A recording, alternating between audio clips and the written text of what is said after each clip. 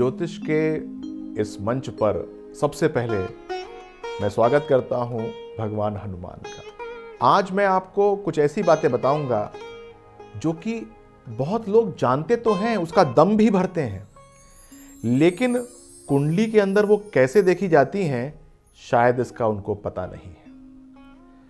मुआवजा आपको मिलेगा कि नहीं मिलेगा, एंसेस्ट्रल प्रॉपर्टी के आप हकदार हैं कि नहीं, ये आपको मिलेगा कि नहीं मिलेगा, इस विषय में आज मैं चर्चा करूंगा।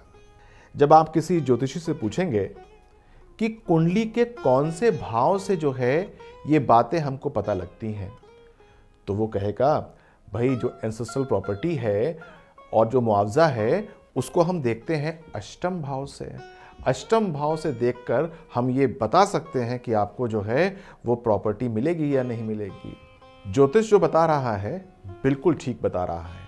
अष्टम भाव से हम एंसेस्ट्रल प्रॉपर्टी और मुआवजा जो यदि आपको मिलना है, कहीं पर कंपनसेशन मिलना है, वो देखते हैं। लेकिन बात यह है कि सिर्फ D1 चार्ट से ही ये नहीं देखा जाता है, ये देखा जाता है D10 चार्ट से, जो उसका सपोर्टिंग चार्ट होता है। D9 चार्ट उसकी सेकंड जो है वो अस्त्र होता है। D12 चार्ट से देखा जाता है। अष्टम भाव का कारक नॉर्मली हम शनि मानते हैं, बिल्कुल ठीक है, शनि होता है, लेकिन वो मृत्यु और आयु का करता है निर्धारण। लेकिन जब हम प्रॉपर्टी की बात करते हैं और खासकर जब हम कंपनसेशन की बात करते हैं, तो कारक जो है वो बदल जाता है, कारक जो है वो गुरु हो जाता है। तो देखने की बात ये होती है कि हम कौन से चार्ट को देखते हैं और उस चार्ट का जो कारक है उस भाव का वो कौन सा है। यदि यही पढ़ना कोई नहीं जानता होगा तो वो आपको कैसे बता सकता है कि आप जो है एंसेस्ट्रल प्रॉपर्टी के हकदार हैं कि नहीं, आपको वो मिलेगा कि नहीं मिलेगा।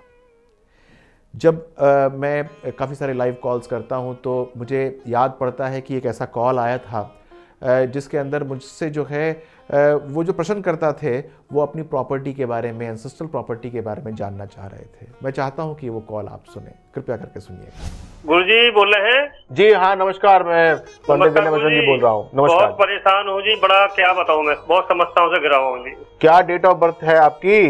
मेरी डेट ऑफ बर्थ जी 9 मार्च है जी, 1971 जी, और सुबह के 4:20 टाइम है जी। 4:20 टाइम है। 9 मार्च 1971, 4:20 टाइम है। कहाँ पैदा हुए थे आप? खानपुर में जी। खानपुर में पैदा हुए थे। देखिए, मैं आपकी कुंडली को तो देखता हूँ, जैसे आपने कहा कि आप बहुत परेशान हैं, इतनी मुझे कोई परेशानी वाली बात नज़र नहीं आती। कुंडली मुझे सामान्य सी नज़र आती है, कोई ज़्यादा उतार चढ़ाव नज़र नहीं आते। हाँ, थोड़े से मुझे कोई पैसे आपके खोते हुए नज़र आते हैं कि पैसे कुछ जाने वाले हैं आपके। कोई मुकदमा इत्यादि चल रहा है क्या आपके साथ या आपके ऊपर, या आपने कुछ सी पे मुकदमा कर रखा है, ऐसी कोई बातचीत है क्या? हाँ सही कह रहे। समस्या ये जी कि जमीन का मुआवजा लेने की बात केस चल रहा है जी मेरा एक। आपने जो है वो सरकार के ऊपर केस कर रखा है जमीन के मुआवजे को लेकर? जी। अच्छा, तो मैंने आपको पहले बताया था कि पैसे आपके खोते नजर आ रहे हैं, मतलब पैसे मिलते नजर नहीं आ रहे, खोते नजर आ रहे हैं, तो मुआवजा आपको मिलने की संभावना मैंने पहले ही भंग कर दी कि नहीं नजर आती है। लेकिन मुझे ये नजर आता है कि आपको जो है काफी अच्छा मुआवजा या काफी अच्छा पैसा आज से 4-5 साल पहले मिला होगा। अभी तो आपके मुझे पैसे जाते नजर आ रहे हैं। तो एक बात में समझ नहीं आ रही मुझे कि वो 4-5 साल पहले किस बात के पैसे आपको मिले होंगे, और अभी आपके पैसे खोने वाले हैं वो किस चीज में खोएंगे, और आपने मुकदमा भी जो है वो कर रखा है। तो क्या मतलब मुआवजा से आप सेटिस्फाई नहीं थे पहले? क्या मुआवजा आपने उठा रखा है क्या, ऐसी बात है कुछ? गुरुजी ऐसा है, पहले एक बार मुआवजा मिला था, अब हमको थोड़ी मिला, सभी को मिला होता मुआवजा। अच्छा। तो अब दूसरी बार जब रेट बढ़ गए जमीन के, तो बने हैं ना, हमारे हक तो बने हैं ना जमीन दोबारा मुआवजा लेने को। अच्छा अच्छा। तो हम दोबारा जब सब ले रहे तो हम भी लेंगे जो। अच्छा अच्छा, ये बताइए कि जिसका आपको मुआवजा मिलना है जी, वो जो आपकी अपनी प्रॉपर्टी है उसके सिर्फ आप ही लेनदार हैं, क्या उसके अंदर और 2, 4, 5, 10 लोग हैं, मतलब कि और नाते रिश्तेदार और भी हैं? नहीं, उसका तो मैं अपना अकेला मालिक हूँ जी। आप उसके अकेले, जिसका आपको मुआवजा मिलना है उसके अकेले मालिक हैं आप? जी। देखिए, मैं आपको एक बात बताता हूं कि मुझे जो आपका केस है, जो आपको लाभ लेने की स्थिति है, वो मुझे काफ़ी कम नज़र आती है। आपको जो है मुआवजा जो है अभी फ़िलहाल तो नहीं मिलता। दूसरी बात, पैसे जाने की जो बात मैं कह रहा हूं, वो हो सकता है कि आपका वकील आपसे कुछ पैसे ऐंठ ले, आपसे जो है वो कहे कि इतने पैसे दो तो मैं ये करूँगा या वो करूँगा, उस केस में आपके पैसे जा सकते हैं। और ये पैसे मिलने की जो संभावना है वो मुझे सन 2019 तक, मैंने यहीं तक आपकी उंगली पड़ी है, सन 2019 तक मुझे नजर नहीं आता। तो आप जो है बहुत फूंक के कदम रखिएगा और किसी काबिल वकील से अपने पर्चे बनवा लीजिएगा। बहुधा होता क्या है कि वकील अपनी फीस के चक्कर में कहते हैं कि आपका केस बहुत स्ट्रांग है, आइए हम लड़ते हैं, और बाद में क्या होता है कि आपका समय लगता है, रोज चक्कर काटते हैं आप कोर्ट कचहरी के, और अंत में होता कुछ नहीं है, आपके पैसे भी जाते हैं और टाइम तो निकल गया, वो निकल ही गया, और साथ में स्वास्थ्य भी हल्का होने लगता है। तो ये सब चीज़ों को ध्यान में रखते हुए काम करना। पैसा अभी आपको नहीं मिलने वाला, एक छोटा सा उपाय है वो कर लीजिएगा, वो भूमि से संबंधित उपाय है। 7 गोमेद लीजिएगा, 3.25 रत्ती के 7 गोमेद। गोमेद हेसोनाइट स्टोन होता है, बहुत सहजता से पूजा पाठ की दुकान पे मिल जाता है। 7 लीजिएगा। शनिवार के दिन जिस धरती पे आपको मुआवजा चाहिए, जिस धरती का, वहां पर जाकर गड्ढा करके गाड़ दीजिएगा। ये शनिवार के दिन कीजिएगा। ऐसा प्रोसेस 5 बार कीजिएगा, यानी 5 शनिवार कीजिएगा। आपका जो केस है वो स्ट्रांग होना शुरू हो जाएगा।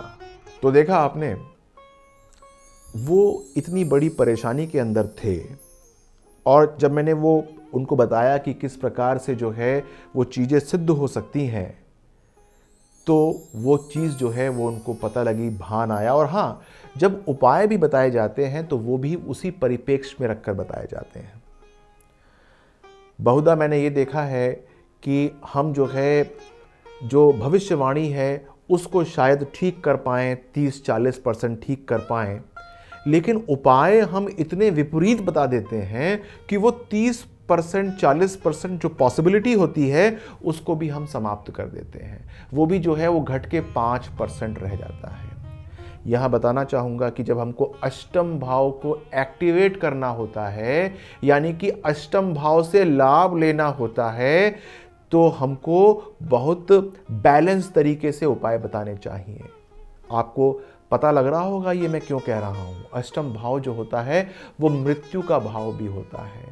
यदि हम उसको जागृत कर रहे हैं प्रॉपर्टी लेने के लिए, तो साथ साथ जो उसका दूसरा कारकत्व है, यानी कि आपकी आयु को निर्धारित करने का, वो भी जागृत हो जाता है। किंचित ऐसा ना हो कि हम कोई उपाय ऐसा करें जिससे कि हमको एंसेस्ट्रल प्रॉपर्टी तो शायद मिलने में सहूलियत हो, लेकिन वहाँ पर हमारी उम्र जो है या जो हमारी जो हेल्थ है वो ड्रास्टिक रूप से गिरनी आरंभ हो जाए। तो जब कभी आप मुआवजे की बात या कंपनसेशन की बात करते हो, कभी भी आप एंसेस्ट्रल प्रॉपर्टी को मिलने या ना मिलने की बात करते हो, तो इस बात का आपको बोध रहना चाहिए कि हम अपने अष्टम भाव को जागृत करने की चेष्टा कर रहे हैं, और जो भी हम उपाय करते हैं इसके जो साइड इफ़ेक्ट होते हैं वो बहुत ज़्यादा होते हैं। तो बहुत प्रिकॉशन के साथ इसके अंदर हमको बढ़ना चाहिए, अन्यथा हमको नुकसान हो जाता है। कल तक के लिए आप मेरा इंतज़ार कीजिए। हनुमान लला की जय हो।